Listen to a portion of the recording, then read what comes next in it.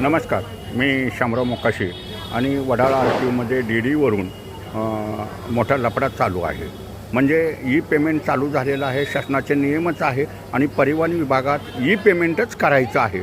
परंतु Wadala R T one एक मोठा घोळ घातलेला आहे. त्यांना DD हवेत कशाला?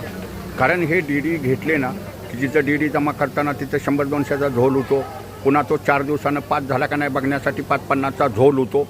इथं झोल पद्धत चाललेली आहे आणि ते आर टी ओवाल्यांच्या पोटात दुखतं आहे. लोक ई पेमेंट करतायत म्हणून ई पेमेंटला OTP द्यावा लागतो. महाराष्ट्रात सगळ्या ठिकाणी चालू झालेलं आहे आणि आर टी ओ अधिकाऱ्यांनी पैसे खाण्यासाठी ई पेमेंट घेत नाहीत. किती तर लोकांचे DD बनवून आणाय सांगतात आणि ते सांगतात SBI बँकेचेच आणा. त्याचं खातं कुठल्या बँकेचं असेल, काय असेल, पैसेच आहेत ना ते. DD म्हणजे पैसेच आहेत. पण ई पेमेंट असताना ह्यांना झोल करण्यासाठी हे DDचं नाटक करायला लागलेले आहेत. आता प्रत्येकानं कुणीच DD घेऊन जायचं नाही. सरळ त्या अधिकाऱ्याला सांगायचं मी ई पेमेंट करणार आहे, मला OTP दे ताबडतोब. अगदी 3 मिनिटात ते पेमेंट तिथं सरकारच्या खात्यात जाईल. म्हणजे काय भ्रष्टाचार बी होणार नाही. पण जाणून बुजून हे वडाळा आर टी ओचे अधिकारी कर्मचारी हे करतायत. आणि जर सोमवारी जर तुमचं ई पेमेंट घेतलं नाही, तुम्हाला OTP देऊन तुमचे 15-15 हजार रुपये परमिटचे घेतले नाहीत, तर ह्या व्हिडिओच्या खाली तात्काळ कमेंट करायची. मग त्यांना कळेल. मी डायरेक्ट पुन्हा आणखीन एक पत्र लिहिणार मुख्यमंत्र्यांना. ह्या वडाळा आर टी ओमध्ये लय लोच आहे, ह्यांची चौकशी करा आणि ह्यांना एकदा सस्पेंडच करून टाका.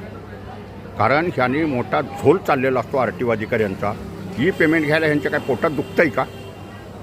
अरे शासनाचा नियम आहे बाबांनो तो. मग कशाला गोरगरिबांना सतावतायचा? पैसे तुम्हाला 15,000 रुपये 3 मिनिटात मिळतात. तुम्हाला खाली OTP द्यायचा आहे, कॅम्प्युटरमध्ये टाकून सगळ्या ठिकाणी घेतले जातात. हे महाराष्ट्रात घेतले जातात. आणि वडाळा आर टी ओची काय चक्कर आहे ही? त्यांची चौकशी केल्याशिवाय आता काय त्यांना सुट्टी नाही. म्हणजे प्रत्येकाने गुरु लोकांनी बी डायरेक्ट साहेबाला बोलायचं, OTP पाहिजे, मी देणार नाही DD काय. ऑनलाईन असताना का तुम्ही हे करतायसा?